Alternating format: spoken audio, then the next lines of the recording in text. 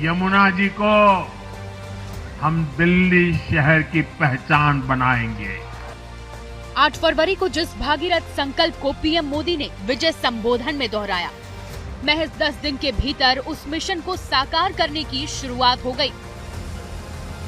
मैली और काली यमुना में trash skimmer, water weed harvester और dredge utility craft mission clean Yamuna पर नजर आए।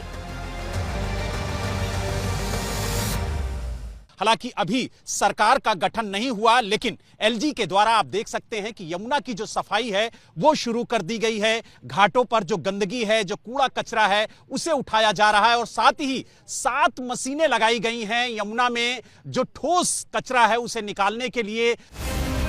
13 फरवरी को उपराज्यपाल वीके सक्सेना ने मुख्य सचिव और अपर मुख्य सचिव के साथ बैठक की थी। उसी में अफसरों को यमुना की सफाई में तुरंत जुट जाने के निर्देश दिए थे।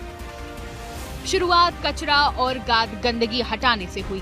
संकल्प 2027 के अंत से पहले यमुना को निर्मल करने का है। देखिए, यमुना को एक ही चरण में साफ किया जाएगा अभी से लेकर दिसंबर 2027 तक। हाँ, पैरेलली इसमें कई काम होंगे। ये नहीं है कि एक काम पूरा होने के बाद दूसरा काम होगा। यानी जो सफाई का अभियान है वो 2027 में पूरा हो जाएगा 100%। यमुना मैया को 3 साल में निर्मल और अविरल बनाने के लिए मिशन मोड में 4 चरण की रणनीति बनाई गई है। पहला, यमुना में जमा कचरे, गाद, अन्य गंदगी को हटाया जाएगा। दूसरा, नजफगढ़ ड्रेन, सप्लीमेंट्री ड्रेन, अन्य बड़े नाले साफ किए जाएंगे। तीसरा, मौजूदा सीवेज ट्रीटमेंट प्लांट की क्षमता और कामकाज की रोज निगरानी होगी। और चौथा, 400 MGD सीवेज ट्रीटमेंट की कमी को पूरी करने के लिए नए STP, DSTP बनाए जाएंगे। दिल्ली प्रदूषण नियंत्रण समिति को कारखानों से नालों में छोड़े जा रहे गंदे पानी पर सख्त निगरानी रखने का निर्देश दिया है।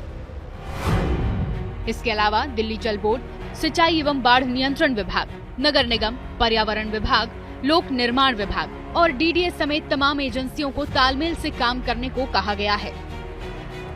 मिशन क्लीन यमुना में इन सभी कामों की हर हफ्ते हाई लेवल मॉनिटरिंग होगी। बीजेपी का दावा है कि बहुत जल्द दिल्ली में यमुना का वो रूप दिखेगा जैसा किसी ने सोचा भी ना था।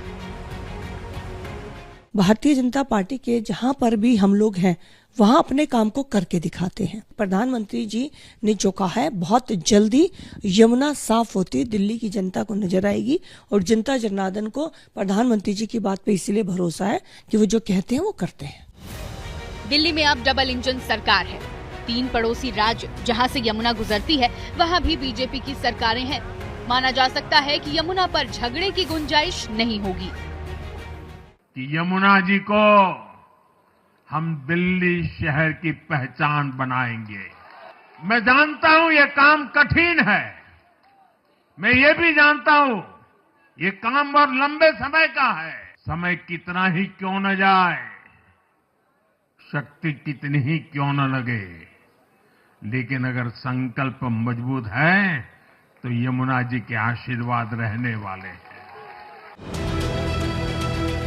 यमुना के कायाकल्प में बीजेपी ने वैसे भी साबरमती को मॉडल बनाया है। साबरमती रिवर फ्रंट जैसा ही रूप देने का वादा दिल्ली वालों से अपने संकल्प पत्र में भी किया है।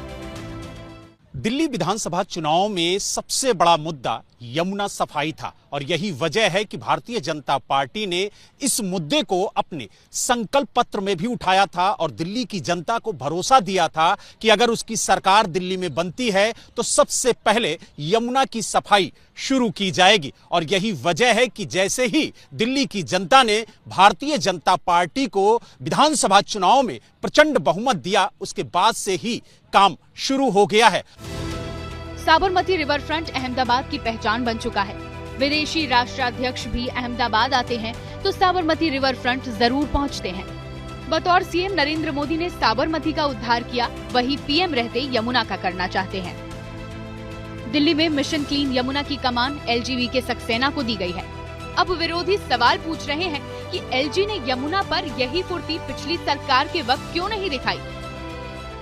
दिल्ली में इस टाइम ना कोई सीएम है ना कोई कैबिनेट है, पर दिल्ली के एलजी अगर अभी ये काम कर पा रहे हैं तो निश्चित तौर से ये क्लियर हो गया कि ये गंदी राजनीति कर रहे थे और पहले काम जानबूझ के नहीं कर रहे थे या फिर हमें जानबूझ के रोक रहे थे। लेकिन आपके इन आरोपों पर पलटवार के लिए बीजेपी भी 2 साल पुराने पन्ने खोल रही है। जब 2023 में एनजीटी के आदेश पर यमुना की सफाई के लिए एलजी के नेतृत्व में उच्च स्तरीय समिति बनी थी और जब केजरीवाल सरकार ने सुप्रीम कोर्ट में अर्जी देकर इस अभियान पर रोक लगवा दी थी। एनजीटी का जो ऑर्डर था जिसमें उन्होंने मुझे इस हाई लेवल कमेटी का चेयरमैन बनाया था, केजरीवाल साहब ने शायद समझा कि अगर यमुना की सफाई होगी जो मैं नहीं कर पाया 8-9 सालों में, तो उसका क्रेडिट जो है एलजी साहब को मिल जाएगा, तो मेरे लिए तो बड़ा खराब हो जाएगा। तो इसलिए उन्होंने जो है एसएलपी फाइल करी और इमीडिएटली उनको स्टे मिल गया। अब 8 फरवरी को दिल्ली में आपकी सत्ता पर स्टे लग गया है। 27 साल बाद बीजेपी दिल्ली की सत्ता में आई है, केंद्र में भी उसी की सरकार है, यानी आरोप प्रत्यारोप की गुंजाइश अब कम है। चुनाव में यमुना की सफाई मुद्दा भी बन चुकी है, लिहाजा अब किसी के लिए भी इससे मुंह फेरना मुश्किल होगा। दुनिया बदल रही है और ये भारत के लिए ला रही है इन्फिनिट अवसर, जिसे हम कहते हैं मिनट इन्फिनिट। देखिए और आइए आइडियाज ऑफ इंडिया के मंच पर समझेंगे इसी मिनट इन्फिनिट को 21 और 22 फरवरी abplive.com पर।